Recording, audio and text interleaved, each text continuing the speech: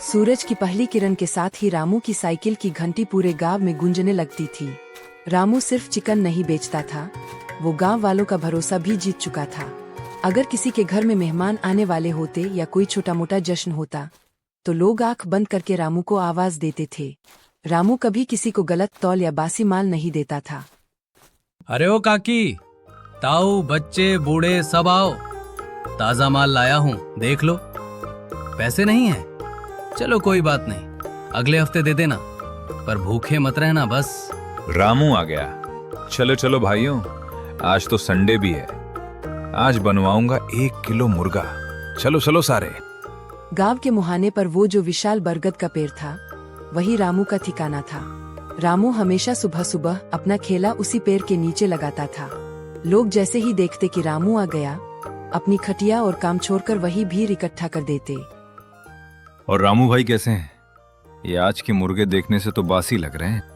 नेजादर भाई, आंखें मलिए और फिर देखिए, रामू के पास बासी माल मिले तो आज से ये धंधा बंद।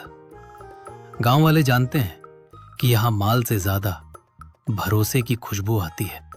अरे पता है रामू भाई, वो मैं तो बस थोड़ा मजाक कर रहा था।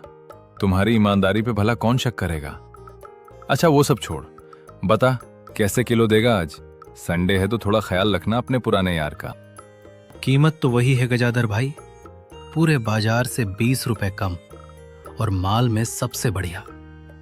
रामू के तराजू में कभी डंडी नहीं मरती और ना ही माल में खोट होता है। अच्छा तो फिर पैक कर दे 3 किलो। क्यों भाइयों, 1-1 किलो बांट लेंगे। और वैसे भी आज संडे है, आज तो मजे का दिन भी है। जी, अभी तुरंत तौल देता हूं मैं आपके 3 किलो मुर्गा। पलक झपकते ही रामू इन तीनों के लिए 3 किलो मुर्गा तौल कर ठेले पर रख देता है। फिर ये तीनों पैसे देकर अपनी अपनी सामान उठाते हैं और फिर वहां से मुस्कुराते हुए चले जाते हैं। रामू दिन भर इसी तरह जी जान लगाकर मेहनत करता और शाम होते ही अपना थैला उठाता और वहां से अपने घर की ओर निकल जाता।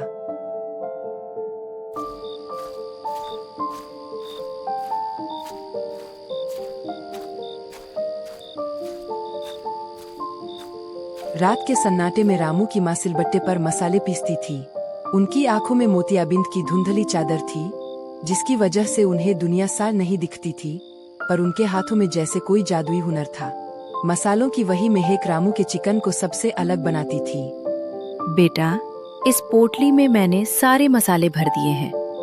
कल जब काम पर निकले तो इसे साथ ले जाना और एक बात कान खोल कर सुन ले, इसमें नमक और मिर्च तो कम है, पर तेरी माँ की दुआएं बहुत ज्यादा हैं। हमेशा याद रखना बेटा, भूखे का पेट भरने वाले से बड़ा इस दुनिया में कोई नहीं होता। बस कभी कामयाबी का घमंड मत करना। हाँ माँ, मैं समझ गया। आज दिन भर धूप में मुर्गा बेचते बेचते हालत खराब हो गई है माँ। अब जल्दी से खाने का प्रबंध करो, बहुत तेज भूख लगी है, पेट में जैसे चूहे दौड़ रहे हों। बस थोड़ी देर और रुक जा मेरे लाल, खाना तैयार होने ही वाला है। तब तक तू जा और हाथ पैर धोकर बैठ, मैं अभी लेकर आती हूँ।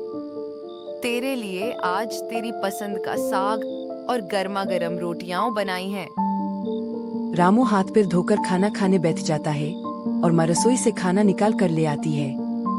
ले बेटा, खाना खा और बता कि कैसा बना है। मेरी तो मोतियाबिंद दिन पर दिन बढ़ती ही जा रही है। पहले तो थोड़ा दिखता भी था, अब तो वो भी बंद हो गया है। तुम चिंता क्यों करती हो माँ? एक बार बस कोई बड़ा ऑर्डर मिल जाए, बस उसके बाद मैं तुम्हारी मोतियाबिंद क्या, मैं तुम्हारे पूरे शरीर की बीमारी दूर करवा दूंगा। डॉक्टर साहब कह रहे थे कि बस एक छोटा सा ऑपरेशन होगा और तुम्हें सब पहले जैसा साफ दिखने लगेगा। अरे पागल, मुझे क्या देखना है? तुझे हंसते खेलते देख लेती हूँ, वही मेरे लिए बहुत है। तू बस अपनी सेहत का ख्याल रख, ऑर्डर तो आते जाते रहेंगे। खाना खाने के बाद रामू थोड़ा टहलने के लिए बाजार की ओर निकल पड़ता है। रात की ठंडी हवा उसके चेहरे को छूती है तो उसे अपनी मेहनत सार्थक लगने लगती है। अभी रामू बाजार की नुक्कड़ तक पहुंचा ही था कि अचानक बादलों की गड़गड़ाहट हुई और मूसलाधार बारिश शुरू हो गई। मूसलाधार बारिश ने देखते ही देखते पूरे बाजार को जलमग्न कर दिया। रामू के पास न छाता था न कोई सहारा। वह अपनी भीगी हुई कमीज को समेटते हुए जोर जोर से दौड़ने लगा। उसकी आंखें अंधेरे और गिरती बूंदों के बीच बस एक छत तलाश रही थीं, जहां वह इस कुदरत के कहर से खुद को बचा सके। मूसलाधार बारिश के बीच रामू की नज़र एक राहगीर पर पड़ी, जिसकी बाइक गहरे कीचड़ में बुरी तरह फंस गई थी। वह आदमी पूरी ताकत लगा रहा था, चक्का तेजी से घूमकर कीचड़ उछाल रहा था, पर बाइक टस से मस नहीं हो रही थी।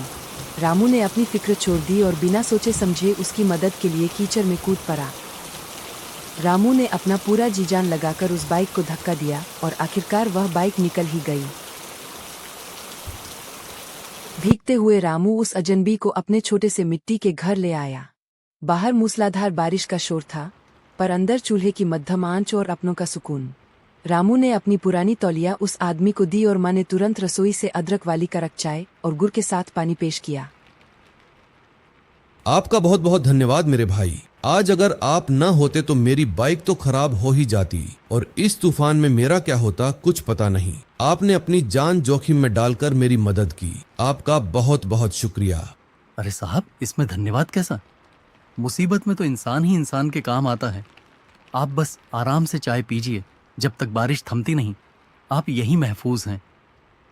चलो ठीक है, बारिश भी अब थोड़ी थोड़ी कम हो गई है। मैं चलता हूँ अब। और एक बात, आपका दिल से धन्यवाद।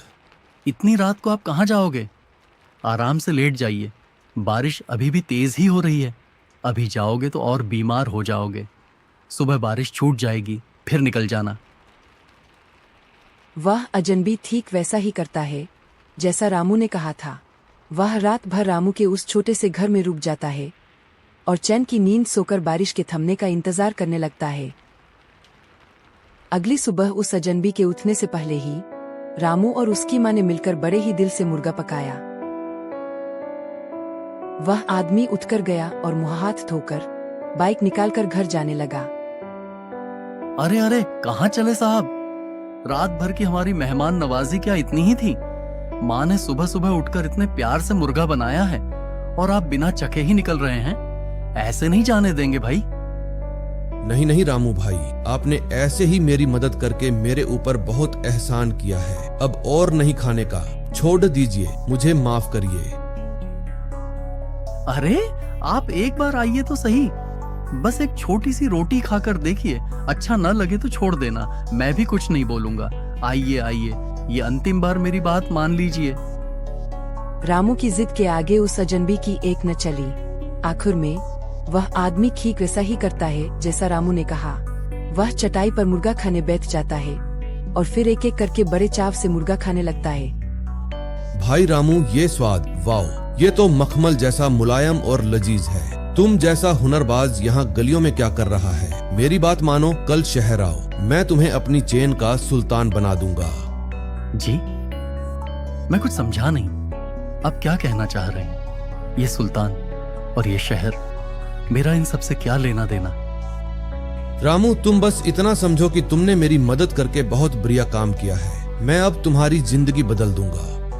मैं तुम्हें एक एड्रेस दे रहा हूँ, कल सुबह तुम वहां पहुंच जाना। बस इतना समझ लो कि अब तुम्हारी जिंदगी बदलने वाली है। रामू को वहाँ एक बढ़िया नौकरी मिल गई थी। वह अपने हाथों के जादू से कभी चिकन चिली तो कभी चिकन करी बनाता। लोग उसकी बनाई चिकन की सारी वैरायटी के दीवाने होने लगे थे। जो भी एक बार रामू के हाथ का स्वाद चखता, वह बस उंगलियां चाटता रह जाता। होटल के बाहर अब रामू के स्वाद के चाहने वालों की लंबी कतारें लगने लगी थीं। शहर की सुबह अब रामू के मसालों की खुशबू से होने लगी थी। रामू के चाहने वाले दिन ब दिन बढ़ने लगे थे। जैसे ही वह होटल खुलती, लोगों की लंबी लाइनें टूट पड़ती थीं। कहते हैं कि खाली पेट इंसान को खुदा याद आता है, पर भरी जेब अक्सर अपनों को भुला देती है। इसी बीच रामू के अंदर बहुत सारा घमंड आ जाता है। वह देखता है कि ये लोग तो होटल को पसंद नहीं करते हैं, ये उसकी बनाई चिकन को पसंद करते हैं। वह अब अहंकार से भर गया था। उसे लगने लगा कि होटल की दीवारें और मालिक की मेहरबानी कुछ भी नहीं, असली सुल्तान तो वही है। उसकी यहाँ का असली मालिक मैं हूं, बादशाह हूं मैं, बादशाह।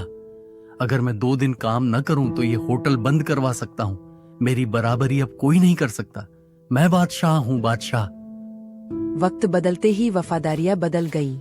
एक दिन रामू का पुराना दोस्त श्यामू, जिसने उसे पहली साइकिल उधार दी थी, अपनी बेटी की पढ़ाई के लिए मदद मांगने आया। पर रामू के पास अब पुराने रिश्तों के लिए वक्त नहीं था। उसने श्यामू को वेटिंग रूम में पूरे 5 घंटे बिठाए रखा। सुन बे श्यामू, दोस्ती और धंधा अलग होता है। ये ले 500 रुपये और आइंदा यहाँ मत आना। मेरा स्टैंडर्ड खराब होता है तेरे फटे कपड़ों से। श्यामू को रामू की बात सीधे दिल पर लगती है। उसे बहुत बुरा लगता है रामू के इन शब्दों से। क्या हो गया है रामू तुझे? ये तू मुझसे ऐसे बात कर रहा है?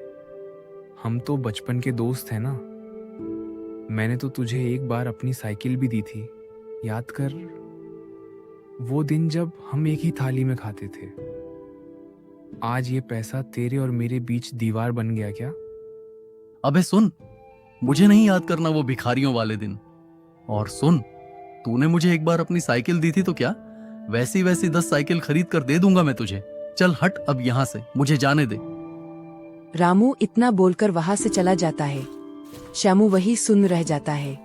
उसे कुछ समझ नहीं आ रहा होता है कि रामू को क्या हो गया है। वह घंटों उसी कुर्सी पर बैठा रहा जहां उसे 5 घंटे इंतजार कराया गया था। उसकी आंखों के सामने वो बचपन की धूल भरी गलियां घूमने लगीं, जहां वो और रामू एक ही साइकिल पर दुनिया जीतने के सपने देखते थे। क्या दौलत वाकई इंसान का दिल पत्थर बना देती है? श्यामू वहां से बेबस, लाचार होकर निराश मन से अपने घर की ओर चल पड़ता है। दिन बीत गया। अगले दिन रामू अपने होटल पर काम कर रहा था। उसके चेहरे पर कल की उस घटना का कोई पछतावा नहीं था।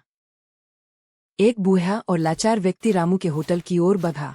उसके बदन पर फटे पुराने चिथड़े भी बमुश्किल बचे थे। शरीर हड्डियों का ढांचा बन चुका था। वह देखने से ही बेहद लाचार और कई दिनों का भूखा लग रहा था। कांपते हाथों से उसने होटल की महकती खुशबू की ओर कदम बढ़ाए, जैसे उसे उम्मीद हो कि यहाँ उसे रोटी का एक टुकड़ा मिल जाएगा। बेटा, कुछ खाने को दे दे। मैंने 2 दिनों से कुछ भी नहीं खाया है। कुछ खिला दे बेटा। एक निवाला तक नसीब नहीं हो रहा है। बहुत तेज भूख लगी है बेटा, कुछ दे दे। अबे ओ भिखारी बुड्ढे, चल निकल यहाँ से। पैसे लाया है जो मुंह उठाकर रामू के होटल में आ गया है। चल भाग। बेटा, ऐसा मत कर। ज्यादा कुछ नहीं, बस 2 रोटी ही खिला दे बेटा।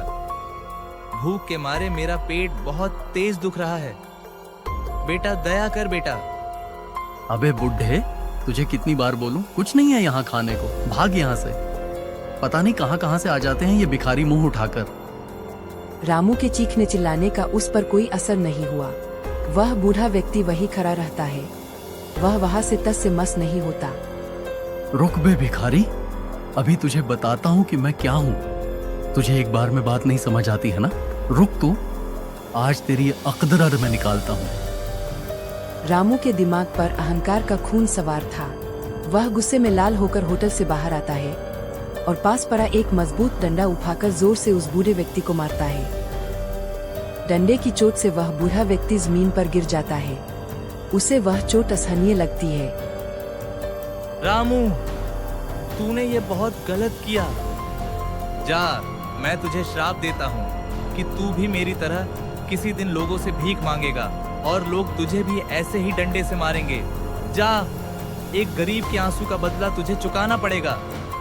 अबे जा जा, बहुत देखे हैं तेरे जैसे भिख मंगे। तू क्या मुझे श्राप देगा? यहाँ से उठकर भाग, नहीं तो एक और डंडा मारूंगा ना तो होश गायब कर दूंगा। अभी तो मैं जा रहा हूं, पर मेरी ये बात जरूर याद रखना। तूने बहुत बड़ी गलती की है रामू, बहुत बड़ी गलती। इतना कहकर वह बूढ़ा व्यक्ति वहां से चला जाता है। सुबह से शाम तक तो सब ठीक चलता है। कड़ाहियों से धुआं उठता रहा, मसालों की खुशबू हवा में तैरती रही और ग्राहकों की भीड़ भी वैसी ही बनी रही। रामू मन ही मन मुस्कुराया। उसे लगा कि उस बूढ़े की बातें महज एक खाली धमकी थी। शाम होते ही वह व्यक्ति रामू के होटल पर आता है। जिसने रामू को यहाँ तक पहुँचाया था। अबे ओ रामू, तुमने क्या किया है उस बूढ़े आदमी के साथ? तुमने तो उसे बड़ी बेरहमी से डंडे से मारा है। किसकी बात कर रहे हो साहब? मैंने किसी को नहीं मारा है। भला मैं क्यों मारने लगा लोगों को? और नहीं, मैं एक बूढ़े व्यक्ति को मारूंगा? नाना साहब, किसी ने आपसे झूठ बोला है। झूठ मत बोलो रामू। तुम्हारी वीडियो किसी ने बनाकर पूरे इंटरनेट पर वायरल कर दी है। पुलिस तो क्या, अब तुम्हें लोग ढूंढ रहे हैं। जिस तरह तुमने उस गरीब को मारा है ना, लोग भी तुम्हें उससे कहीं ज्यादा डंडे मारेंगे। साहब, मेरे से बहुत बड़ी गलती हो गई, मुझे माफ कर दीजिए। मैं अब आइंदा ऐसा नहीं करूंगा। मुझे बचा लीजिए साहब, नहीं तो लोग मुझे जिंदा नहीं छोड़ेंगे। मुझे कुछ समझ नहीं आ रहा है कि मैं क्या करूं।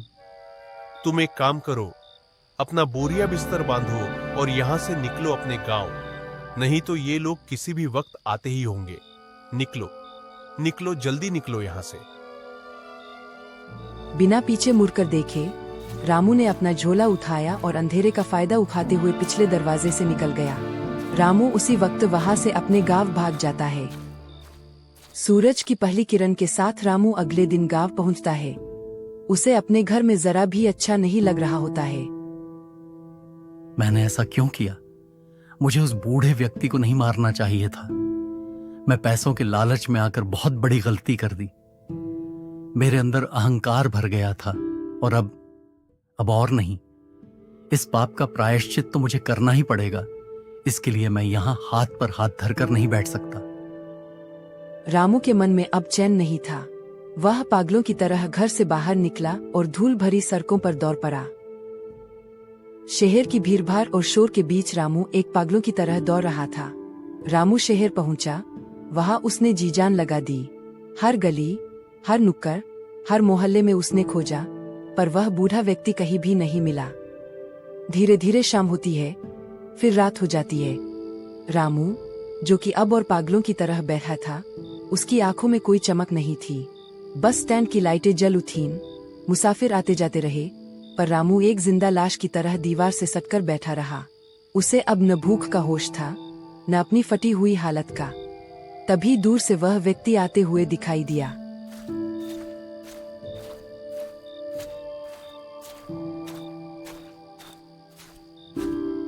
काका, मुझे माफ कर दो। मैंने आपके साथ बहुत बड़ी बदसलूकी की है। मुझे माफ कर दीजिए। मैं आपके पैर पकड़ता हूं काका। आप भी मुझे डंडे से मारिए काका, मैं उसी के लायक हूं। रामू के आंसुओं ने काका के पैरों की धूल धो दी थी। उसकी सिसकियों में सच्चा पश्चाताप था।